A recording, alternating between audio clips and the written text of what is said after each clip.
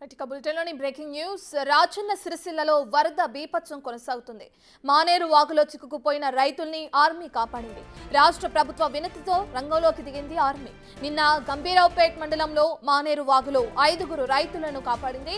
వాగులో చిక్కుకున్న వారిని సేఫ్ గా తరలించారు. దీంతో రైతుల కుటుంబాలు ఊపిరి పీల్చుకున్నాయి. తమను కాపాడిన ప్రభుత్వానికి రైతులు కృతజ్ఞతలు చెప్పారు.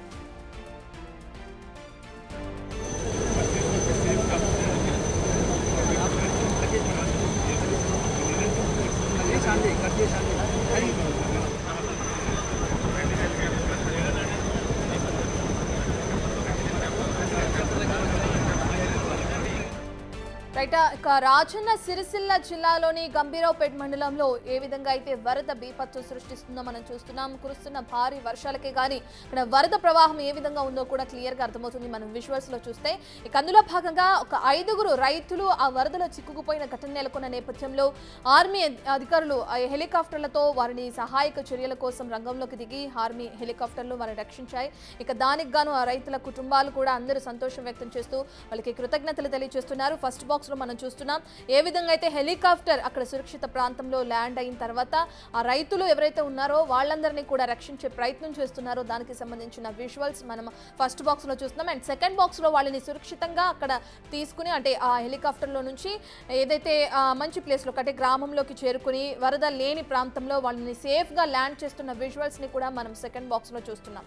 దీంతో రైతులందరూ కూడా ఒక్కసారిగా ఊపిరి పీల్చుకున్నారని చెప్పుకోవచ్చు. ఎందుకంటే రాజన్న సిరిసిల్ల జిల్లాలో వరద బీపత్సం ఇంకా కొనసాగుతూనే ఉంది.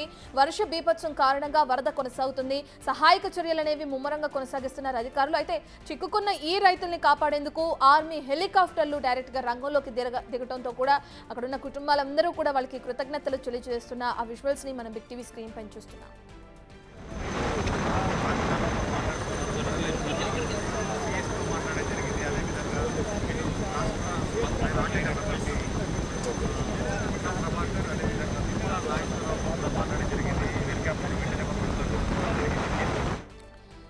ఇక ఎగువ కురుస్తున్న వర్షాల కారణంగా రాజన్న సిరిసిల్లలో అటు వరద బీభత్సం ఇంకా కొనసాగుతూనే ఉంది. మానేరు వాగులో నిన్న కొంతమంది రైతులు చిక్కుకుపోయారు. వాళ్ళని అటు ఆర్మీ హెలికాప్టర్లు రంగంలోకి దిగి కాపాడిన ఘటన మనం బిగ్ టీవీ స్క్రీన్ పైన చూస్తున్నాం. ప్రభుత్వ వినతితో రంగంలోకి దిగింది ఆర్మీ. నిన్న గంభీరావుపేట్ మండలంలో మానేరు వాగు దగ్గర ఎవరైతే 5 రైతులు చిక్కుకున్నారో వాళ్ళని కాపాడేందుకు సహాయక చర్యల్లో భాగంగా ప్రభుత్వం అటు ఆర్మీ అధికారులకి వినతి చేయడం వీళ్ల వినతిని అంగీకరించిన ఆర్మీ అధికారులు హెలికాప్టర్ని రంగంలోకి దింపడం వీళ్ళందరినీ కూడా సేఫ్ ప్లేస్ కంటే సురక్షిత ప్రాంతాలకి తరలించడం కూడా మనం చూస్తున్నాం.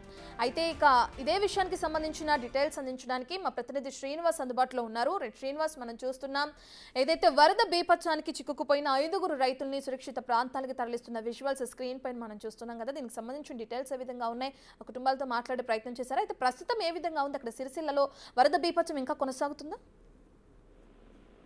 ఎస్ రత్న, కొద్దిసేపటి క్రితమే ఆర్మీ హెలికాప్టర్ల ద్వారా ఎవరైతే వాగులో చిక్కుకున్నటువంటి బాధితులు ఉన్నారో వారందరినీ కూడా సురక్షితంగా ఇటు బయటకు తీసుకొచ్చినటువంటి పరిస్థితి కనబడుతుంది. నిన్న దాదాపుగా 11 గంటల సమయం లోపల ఇటు పశువులను తీసుకురావడానికి వాగు యొక్క ఉధృతి పెరుగుతుండడంతో పశువులను ఇంటికి తీసుకురావడానికి వెళ్ళినటువంటి 5 రైతులు ఆ వాగు అవతలి వైపు చిక్కుకున్నటువంటి పరిస్థితి. మొత్తానికి నిన్ననే బయటకు తీసుకురావడానికి ప్రయత్నం చేసినా గానీ రెస్క్యూ ఆపరేషన్ చేశారు, ఎన్డీఆర్ఎఫ్ బృందాలు వచ్చాయి.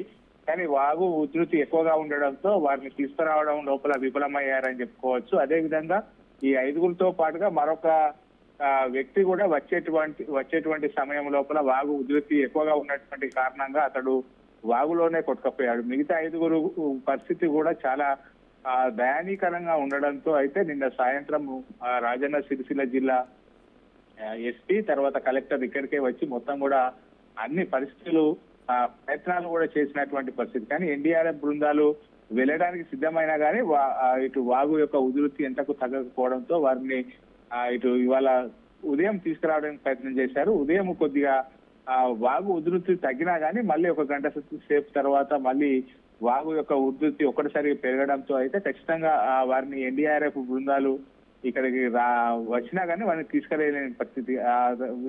ఇక్కడ ఉన్నటువంటి ఎంపీ బండి సంజయ్ కేంద్ర మంత్రి రాజ్నాథ్ సింగ్ తో మాట్లాడడం, తర్వాత మొత్తం పరిస్థితిని కూడా పర్యవేక్షించడం, ముఖ్యమంత్రి గారు ప్రభుత్వ విప్తో మాట్లాడి ఇక్కడికి ప్రభుత్వ విప్పుని ఇక్కడికి తోలడంతో మొత్తం కూడా ఇక్కడికి వచ్చిన తర్వాత ఇటు ప్రభుత్వ విప్పు ఆది శ్రీనివాస్ తర్వాత ఇక్కడ ఉన్నటువంటి కలెక్టర్ అధికారులు అందరూ కూడా వారిని తీసుకురావడానికి ప్రయత్నం చేశారు. ఈ విషయాన్ని కేంద్ర మంత్రి బండి సంజయ్ దృష్టికి తీసుకెళ్లడంతో బండి సంజయ్ నేరుగా రాజ్నాథ్ సింగ్ తో మాట్లాడి ఖచ్చితంగా ఆర్మీ హెలికాప్టర్ కావాలని చెప్పి కోరడంతో ఆ మానేరు వాగులో చిక్కుకున్నటువంటి వారిని తీసుకురావడానికి అయితే 4 ఆర్మీ హెలికాప్టర్లు ఇక్కడికి రావడం జరిగింది. 4 హెలికాప్టర్లు వారు ఉన్నటువంటి ప్రదేశానికి వెళ్లి వారిని తీసుకొని వచ్చి వారిని సురక్షిత ప్రాంతాలకు తరలించినటువంటి పరిస్థితి అయితే కనబడుతుంది. ముఖ్యంగా వారికి నిన్నటి నుంచి కూడా నిన్న రాత్రి సమయం లోపల ఇటు డ్రోన్ ద్వారా వారికి ఆహారం పంపారు. ఈ రోజు కూడా ఉదయం వారికి ఆహారము మంచినీరు తర్వాత అందులో ఇద్దరికి